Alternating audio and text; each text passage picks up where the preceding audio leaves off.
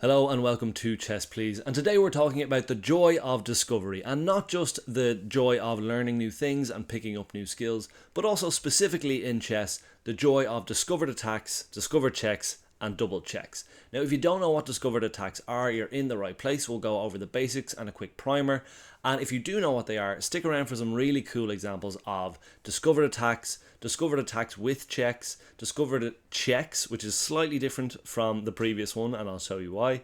And then we'll move up to the big daddy of discovered attacks, which is the double check. Because what is better than checking the king once, but two checks at the same time? That's right, two checks at the same time. Let's jump on in with a quick primer on discovered attacks.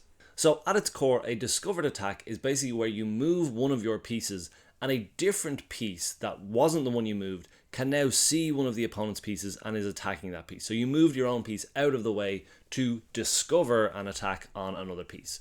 So starting off at our first example here, we're playing as black, and a discovery doesn't have to be against the king or the queen, so we'll start off small. Here we are in a little bit of trouble because white is actually threatening checkmate here, so we need to respond with that. And we could lamely bring out our queen here and defend this, but it's all a little bit passive, whereas we can actually solve this problem dynamically and discovering an attack along the way. So what we want to do is we want to cut off the queen from jumping in here and delivering a check, and we can do that by pushing the pawn in its face. It's well defended by this knight and this bishop, so we're all good. But what happens is when we push this pawn, okay, so the queen has to move because we're attacking the queen. There isn't really a great square for the queen to move to here. So the queen is just going to come on over here, try to stay in the attack. But what we did when we pushed this pawn is we discovered that this bishop was now in contact with this other bishop. So we can fly on in here and take that with check. So we discovered that we moved the pawn, but we actually started attacking with the bishop. So that's a very kind of straightforward example. And this has probably happened to you without you maybe knowing the name, or it happens most games where you will move a piece and another piece is then unleashed to attack further down the board. That's our primer on discovered attacks. Let's now look at a slightly more complicated example. Here we are playing as the white pieces. We again are in a little bit of a defensive posture. We have the black army is bearing down on our fortress here. So we need something a little bit clever to get out of the way here. And I noticed that this king can be checked by this knight. It's not so much of a big deal because they can just capture back, but because of the theme of the video, we know that there's probably a discovery involved. So the knight comes in here. Oh, actually, it is them to move. So they move their bishop in here and just kind of further on the pressure on this rook in here. So we are in a little bit of trouble. So we kind of need to find a creative way out of it. Now, one thing I notice is that our knight can jump on in here with check, which is great. It's a fork on the queen. It's great, but it's not so great because they're just going to be able to capture back. So let's just jump on in here. It's check. It's a nice little family fork here, but all of that is moot because they can just capture back the knight. Or is it actually really moot because the knight, you'll remember, was standing in the way of our queens chatting to each other. So once that happens, we have discovered an attack on the queen. It was check, so they had to respond to it before they could sort themselves out there. And we are free to take the queen, and we have turned the tide massively in our favour. Even if they take this rook with the bishop, we take back. We've got a queen and a rook against two rooks. I fancy us to win that 10 times out of 10. So, moving on to our next example. So that was a discovery with check. So we checked with a different piece, but the discovery wasn't... What we discovered wasn't the check. Splitting hairs here, but it is an important distinction. So here we are playing as white. The king has moseyed on into the center of the board. We do have a lot of squares around him covered, so we are looking pretty nicely here. But we do need a bit more firepower in the mix here. And if you're thinking with your discovery brain on, you will see that our king is X-raying, or our queen is X-raying this king. And this is kind of what this is called X-raying, when basically a piece of yours is staring through another piece at the king. I think there might be a more like specific definition of X-ray than that, but generally I kind of see it as when pieces are making contact through another piece. That's when you know you can kind of smell a discovery coming, when there's a lot of X-raying going on. So very simply, we're just going to push up here. We're going to push our pawn, claim a bit more space, and again, it's nice to think of discovery attacks, discovered checks in particular. Not quite as free moves because sometimes there is crafty ways out of them. But as certainly a very heavy tempo move, because we did get our chance to push this pawn forward, but the real thrust of this move was the check on the king. King is very quickly running out of squares. Can't go here, can't go here, can't go here. It can only go here, so he'll jump back here. And the queen jumps on here, and that's actually checkmate because there's nowhere else for him to go. So that is a discovered check. We moved a different piece, and the piece that was unleashed actually delivered a check. A very, very powerful device. Now, to level that up even further, we're going to look at double checks. And this construction might seem pretty familiar to a few of you. This is a very kind of memed construction online. It's kind of one of the prettiest tactics that you'll do.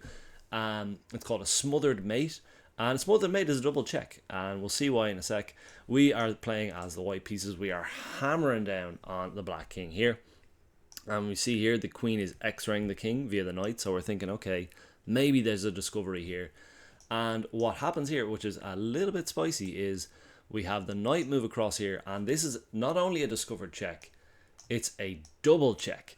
So a double check always kind of comes about by virtue of a discovery attack. You have to move a piece in that is again going to check the king, so that eventually you can check the king twice. Now, the beauty of checking the king twice is the king, it cannot be blocked. You can't block a double check because it's coming from two different angles. You're not going to be able to cover either the knight move and the queen move, or whether it's a bishop and a rook, whatever it might be.